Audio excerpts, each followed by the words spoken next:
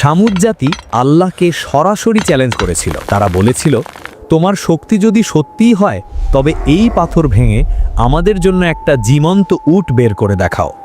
আর তখনই ঘটে গেল ইতিহাসের সবচেয়ে ভয়ঙ্কর অলৌকিক ঘটনা। এক টুকরো পাহাড় নিজে নিজে ফেটে গেল, আর তার ভেতর থেকে বের হয়ে এলো বিশাল শরীরের এক আল্লাহর নিদর্শন, আল্লাহর পাঠানো অলৌকিক উটনি। সবাই দেখল, কিন্তু তবুও তারা তা অমান্য করল, আর অমান্যের সেই দুঃসাহসী ডেকে আনলো তাদের চরম পরিণতি। তাহলে কিভাবে এক অলৌকিক উটনি তাদের ধ্বংসের কারণ হয়ে উঠেছিল? চলুন সামুদ জাতির সেই ভয়ঙ্কর ইতিহাসে প্রবেশ করি। আদ জাতি ধ্বংস হওয়ার বহু বছর পরের কথা। আরবের উত্তর পশ্চিমে হিজর নামক স্থানে গড়ে উঠেছিল এক নতুন সভ্যতা। এদের নাম সামুদ জাতি।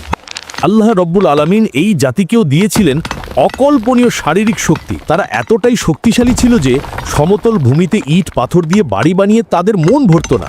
তারা বিশাল বিশাল পাহাড়ের গায়ে হাতুড়ি চালাতো, আর পাহাড়ের পেট কেটে তার ভেতরেই তৈরি করত রাজপ্রাসাদ। তাদের স্থাপত্যবিদ্যা দেখলে মনে হতো পাথরগুলো তাদের হাতে মোমের মতো নরম হয়ে যেত। পাহাড়ের নিরাপদ দুর্গ, চারপাশে ফলের বাগান, মিষ্টি পানির ঝর্ণা, দুনিয়ার এমন কোনো সুখ নেই যা তাদের ছিল না। তারা ভাবত, আমরা অমর, এই পাহাড়ের ভেতরে আমাদের কে মারবে, কোন ঝড় আমাদের স্পর্শ করবে? এই অহংকার তাদের অন্ধ করে দিল। তারা ভুলে গেল এক আল্লাহকে। শয়তানের ধোকায় পড়ে তারা নিজেদের হাতে পাথর দিয়ে মূর্তি বানাতে শুরু করলো, আর সেই মূর্তির পায়েই লুটিয়ে পড়ল। যে আল্লাহ তাদের এত শক্তি দিলেন তাকে ভুলে তারা শুরু করলো চরম অন্যাচার। সমাজে শুরু হলো পাপের রাজত্ব। কিন্তু আল্লাহ পরম দয়ালু। তিনি তাদের সতর্ক করার জন্য তাদেরই মধ্য থেকে একজনকে নবী হিসাবে পাঠালেন। তিনি ছিলেন অত্যন্ত সম্মানিত এবং জ্ঞানী মানুষ, হযরত সালেহ আলাইহিস সালাম। তিনি তাদের খুব দরদ দিয়ে ডাকলেন। তিনি বললেন, হে আমার জাতি, তোমরা কার ইবাদত করছো? এই নিষ্প্রাণ পাথর কি তোমাদের খাওয়াতে পারে? না, বরং আল্লাহ তোমাদের মাটি থেকে সৃষ্টি করেছেন। তোমরা তার কাছেই ক্ষমা চাও, ফিরে এসো তার পথে। কিন্তু সামুদ জাতি সর্দাররা, যারা ছিল ক্ষমতার লোভে অন্ধ, তারা সালেহ আলাইহিস সালামকে নিয়ে ঠাট্টা শুরু করলো। তারা বলল, ওহে সালেহ, তুমি তো আমাদের মধ্যে খুব বুদ্ধিমান ছিলে। আমরা তো তোমাকে নিয়ে অনেক স্বপ্ন দেখতাম, আর এখন তুমি পাগল হয়ে গেছো। তুমি আমাদের বাপদাদার ধর্মের বিরোধিতা করছো। তোমার ওপর নিশ্চয়ই কেউ জাদু করেছে। হযরত সালেহ আলাইহিস সালাম দিনরাত তাদের বোঝাচ্ছেন, আর তারা তাকে অপমান করছে। শেষ পর্যন্ত শয়তান তাদের মাথায় এক অদ্ভুত এবং অসম্ভব চ্যালেঞ্জ ঢুকিয়ে দিল। তারা ভাবল সালেহকে এমন এক পরীক্ষায় ফেলবে যা পূরণ করা কোনো মানুষের পক্ষে সম্ভব নয়, আর তখন তাকে মিথ্যেবাদী প্রমাণ করে সমাজ থেকে তাড়িয়ে দেওয়া যাবে। দিনটা ছিল তাদের উৎসবের দিন। সামুদ জাতির সব নেতারা এক জায়গায় সমবেত হলো। সেখানে হযরত সালেহ আলাইহিস সালাম উপস্থিত হয়ে তাদের আবার জাহান্নামের আগুনের ভয় দেখালেন। তখন নেতারা শয়তানি হাসি হেসে বলল, শোনো সালেহ, মুখের কথায় কাজ হবে না। তুমি যদি সত্যিই আল্লাহর নবী হও তবে আমাদের একটা শর্ত পূরণ করে দেখাতে হবে। যদি পারো তবে আমরা কথা দিচ্ছি আমরা সবাই তোমার রবের ওপর ঈমান আনব। হযরত সালেহ আলাইহিস সালাম বললেন, বলো কি তোমাদের শর্ত? আমার আল্লাহ সব কিছুর ওপর ক্ষমতাবান। তারা তখন তাদের সামনে দাঁড়িয়ে থাকা আল কাতিবা নামের একটা বিশাল রুক্ষ এবং নিরেট পাথরের পাহাড়ের দিকে আঙুল তুলল। তারা বলল, তুমি যদি সত্যবাদী হও তবে তোমার আল্লাহকে বলো এই শক্ত পাহাড়ের মুখ চিরে তার ভেতর থেকে একটা জ্যান্ত উটনি বের করে আনতে। আর শোনো, যেমন তেমন উটনি হলে হবে না। উটনিটি হতে হবে 10 মাসের গর্ভবতী, তার শরীর হতে হবে বিশাল, এবং তা দেখতে অত্যন্ত সুন্দর হতে হবে। চিন্তা করুন তাদের ধৃষ্টতা। একটা জড় পাথর থেকে একটা জীবন্ত গর্ভবতী প্রাণী বের করার দাবি। মানুষের যুক্তিতে এটা 100 ভাগ অসম্ভব। তারা নিশ্চিত ছিল সালেহ এটা পারবে না। হযরত সালেহ আলাইহিস সালাম তাদের কাছ থেকে পাকা ওয়াদা নিলেন। তিনি বললেন, যদি আমার আল্লাহ তোমাদের এই অদ্ভুত দাবি পূরণ করেন তোমরা কি সত্যিই ঈমান আনবে? তারা সবাই সমস্বরে চিৎকার করে বলল, হ্যাঁ, আমরা শপথ করছি, আমরা অবশ্যই ঈমান আনব। এরপর এক থমথমে পরিবেশ। হযরত সালেহ আলাইহিস সালাম ওযু করলেন, নামাজে দাঁড়ালেন। তার দু চোখ বেয়ে পানি পড়তে লাগলো। তিনি আকাশের দিকে হাত তুলে তার রবের দরবারে ফরিয়াদ জানালেন, হে আল্লাহ, এরা তোমার কুদরত দেখতে চায়। তুমি এদের দাবি পূরণ করো যাতে এদের আর পালানোর কোনো পথ না থাকে। আল্লাহ তার প্রিয় নবীর দোয়া কবুল করলেন। মুহূর্তের মধ্যে সেখানকার পরিবেশ বদলে গেল। হাজার হাজার মানুষ তাকিয়ে আছে সেই পাহাড়ের দিকে। হঠাৎ এক প্রচণ্ড কম্পন শুরু হলো। মাটির নিচ থেকে গুড়গুড় শব্দ ভেসে আসতে লাগলো, যেন পাহাড়ের ভেতরে কেউ নড়াচড়া করছে। পাথরের গায়ে ফাটল ধরতে শুরু করলো। মানুষের চোখের পলক পড়ছে না। ভয়ে আর বিস্ময়ে তারা একে অপরের হাত খামচে ধরল। হঠাৎ সবার চোখের সামনে সেই বিশাল শক্ত পাথরটি মাঝখান থেকে ফেটে গেল, যেভাবে মাটি ফুঁড়ে উদ্ভিদ বের হয়। আর সেই ফাটা পাথরের ভেতর থেকে আল্লাহর হুকুমে সত্যিই বেরিয়ে এলো একটা বিশাল আকৃতির উটনি, ঠিক যেমনটি তারা চেয়েছিল। 10 মাসের গর্ভবতী এবং অত্যন্ত সুন্দর। সেই অলৌকিক দৃশ্য দেখে উপস্থিত জনতা স্তব্ধ হয়ে গিয়েছিল। পাথরের বুক চিরে বেরিয়ে আসা সেই বিশাল উটনি, তার গায়ের রং, তার উচ্চতা, তার গাম্ভীর্য সবকিছুই বলে দিচ্ছিল যে এটি সাধারণ কোনো প্রাণী নয়। আর অলৌকিকতার তখনও বাকি ছিল। উটনিটি যেহেতু 10 মাসের গর্ভবতী ছিল, তাই বেরিয়ে আসার কিছুক্ষণের মধ্যেই সবার চোখের সামনে সে একটা বাচ্চা প্রসব করলো।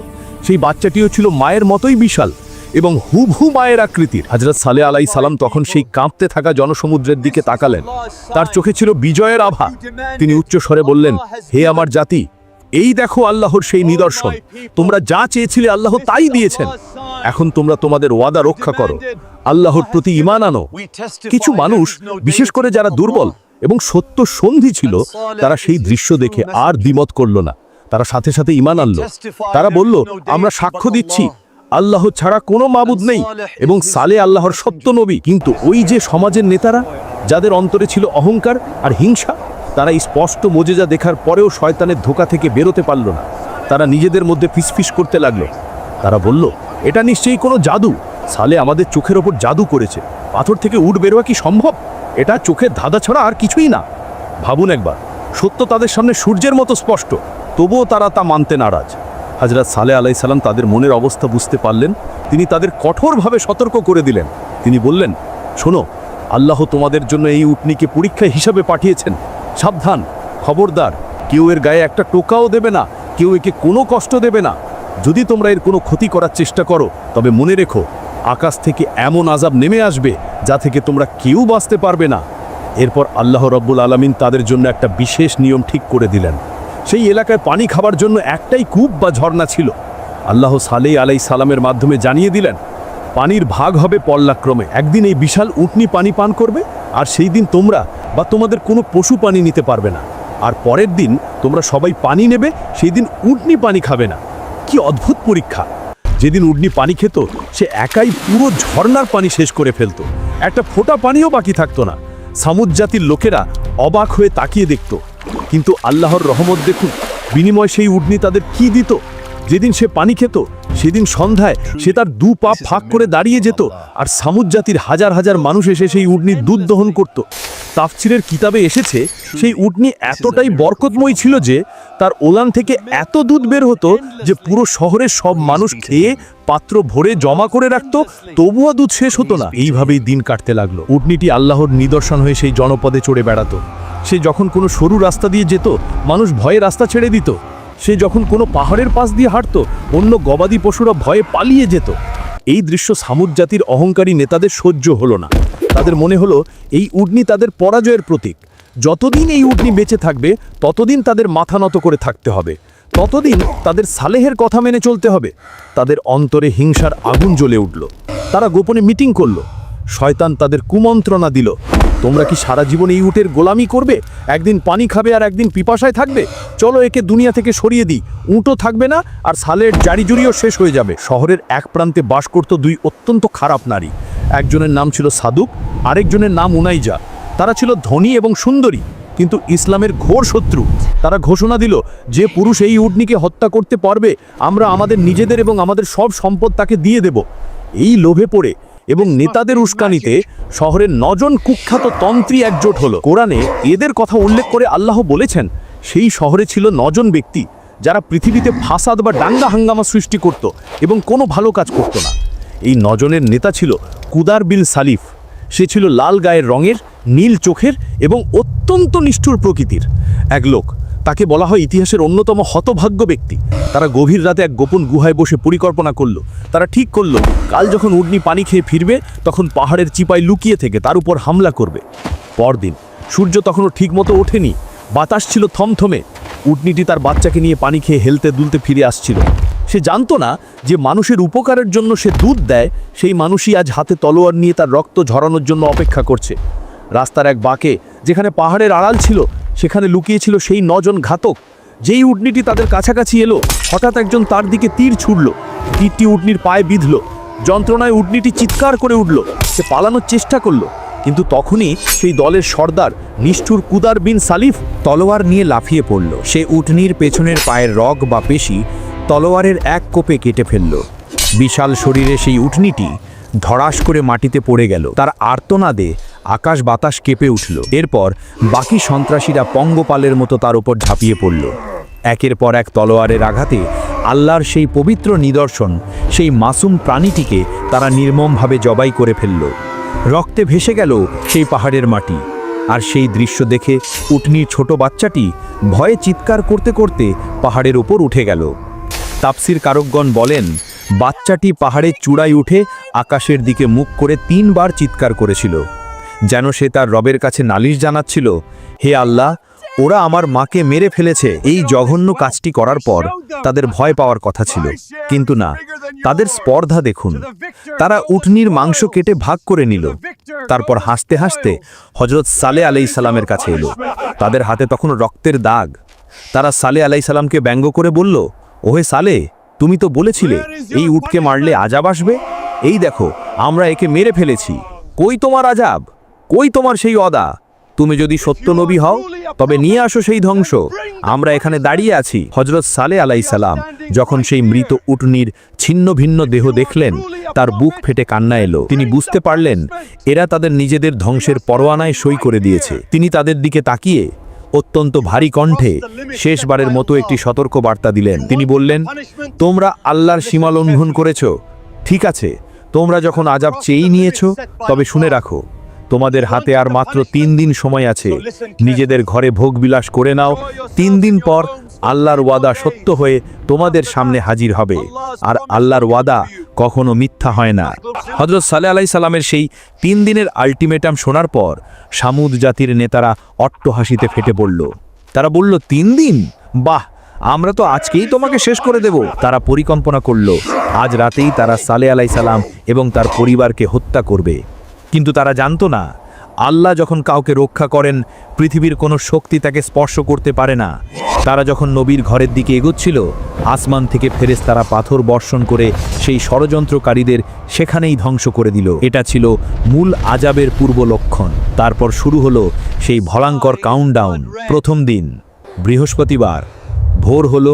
সামুদ জাতির লোকেরা ঘুম থেকে উঠে একে অপরের দিকে তাকালো এবং আঁতকে উঠল। তাফসিরের কিতাবে এসেছে, তাদের সবার চেহারা হঠাৎ হলুদ হয়ে গেছে। মনে হচ্ছে তাদের শরীর থেকে সব রক্তই শুষে নেওয়া হয়েছে। ভয়ের এক হিমশীতল স্রোত তাদের শির দ্বারা দিয়ে বয়ে গেল। তারা বুঝতে পারল সালে যা বলেছিল তা ঘটতে শুরু করেছে, কিন্তু তাদের অহংকার এতই বেশি ছিল যে তারা তবুও তওবা করল না। তারা অপেক্ষা করতে লাগল। দ্বিতীয় দিন শুক্রবার সূর্য উঠল। আজ তাদের চেহারা আর হলুদ নয়, আজ সবার চেহারা হয়ে গেল টকটকে লাল, যেন তাদের চামড়ার নিচে আগুন জ্বলছে। আতঙ্কে তারা ছোটাছুটি শুরু করল। কান্না আর হাজারিতে আকাশ ভারী হয়ে উঠল। তারা বুঝতে পারল তাদের সময় শেষ হয়ে আসছে, কিন্তু হায়, তখন আর ফিরে আসার কোনো পথ ছিল না। তৃতীয় দিন শনিবার। আজকের সকালটা ছিল সবচেয়ে ভয়াবহ। ঘুম থেকে উঠে তারা দেখল তাদের সবার চেহারা কয়লার মতো মিশমিশে কালো হয়ে গেছে। তাদের চোখ মুখে শুধুই অন্ধকারের ছায়া। তারা নিশ্চিত হয়ে গেল যে আজ আর মাত্র কয়েক ঘন্টা বাকি। তারা এতটাই হতাশ হয়ে পড়ল যে তারা নিজেরাই নিজেদের কবর খুঁড়তে শুরু করলো। কেউ কেউ কাফন পরে মৃত্যুর জন্য অপেক্ষা করতে লাগলো। পুরো শহরে নেমে এলো এক ভুতুড়ে নিস্তব্ধতা। কোনো হাসি নেই, কোনো গান নেই, শুধু মৃত্যুর প্রহর গোনার শব্দ। এদিকে আল্লাহ রাব্বুল আলামিন হযরত সালেহ আলাইহিস সালামকে নির্দেশ দিলেন, হে সালেহ, তুমি তোমার ঈমানবার সঙ্গীদের নিয়ে দ্রুত এই জনপদ ত্যাগ করো। ভোরের আলো ফোটার আগেই এই অভিশপ্ত এলাকা ছেড়ে চলে যাও। হযরত সালেহ আলাইহিস সালাম তার সামান্য কিছু সঙ্গী নিয়ে চোখের পানি ফেলতে ফেলতে তার জন্মভূমি, তার নিজের শহর ছেড়ে চলে গেলেন। তিনি পেছনের দিকে তাকালেন না, কারণ সেখানে আল্লাহর গজব নেমে আসার অপেক্ষা। চতুর্থ দিন রবিবার সকাল। সামুদ জাতির লোকেরা সূর্যের অপেক্ষা করছিল। সূর্য উদিত হলো, চারিদিক একদম শান্ত। তারা ভাবতে শুরু করলো, হয়তো আযাব আসবে না, হয়তো আমরা বেঁচে গেছি। ঠিক সেই মুহূর্তে যখন তারা স্বস্তির নিঃশ্বাস ফেলতে যাবে, ঠিক সেই মুহূর্তেই মহাকাশ থেকে নেমে এলো সেই চূড়ান্ত মুহূর্ত। আল্লাহর নির্দেশে আসমানের ফেরেশতা হযরত জিবরাইল আলাইহিস সালাম 2 দরজার চৌকাঠ ধরে এক বিকট হুঙ্কার দিলেন। সেই আওয়াজ কোনো সাধারণ চিৎকার ছিল না, সেটা ছিল এমন এক ভয়ঙ্কর শব্দ যা মানুষের কানের পর্দা ছিঁড়ে সোজা তাদের কলিজার ভেতরে আঘাত করল। একই সময়ে মাটির নিচ থেকে শুরু হলো প্রচণ্ড ভূমিকম্প। ভাবুন সেই দৃশ্যটা, উপর থেকে কলিজা ফাটানো আওয়াজ আর নিচ থেকে মাটি ফেটে যাওয়ার কম্পন। তাদের সেই গর্বের পাহাড় কাটা প্রাসাদগুলো ভেঙে পড়তে লাগলো। তারা পালানোর চেষ্টা করলো, কিন্তু পারল না। সেই আওয়াজের তীব্রতায় তাদের সবার হৃৎপিণ্ড বুকের ভেতরেই বিস্ফোরিত হয়ে গেল। কারো মুখ দিয়ে একটা শব্দও বের হলো না। তারা যে যেখানে ছিল, কেউ বসে, কেউ দাঁড়িয়ে, কেউ শুয়ে, ঠিক সেই অবস্থায় তাদের মৃত্যু হলো। তাদের হাঁটু গেড়ে উপুর হয়ে পড়ে থাকা দৃশ্য দেখে মনে হচ্ছিল যেন তারা কোনো দিন এই পৃথিবীতে বেঁচে ছিল না। মুহূর্তে একটা পুরো জাতি যারা নিজেদের অমর ভাবত, তারা শুকনো খড়কুটোর মতো ধ্বংস হয়ে গেল। আজ সৌদি আরবের মাদায়েন সালে এলাকায় গেলে এখনও সেই পাহাড় কাটা ঘরবাড়িগুলো দাঁড়িয়ে আছে, কিন্তু ভেতরে কেউ নেই। বাতাস সেখানে হু হু করে কাঁদে। আল্লাহ এই নিদর্শন রেখে দিয়েছেন কিয়ামত পর্যন্ত আসা মানুষের জন্য। এই ঘটনা আমাদের শেখায়, শক্তি, টাকা বা ক্ষমতা থাকলেও আল্লাহর ধরা থেকে বাঁচা যায় না।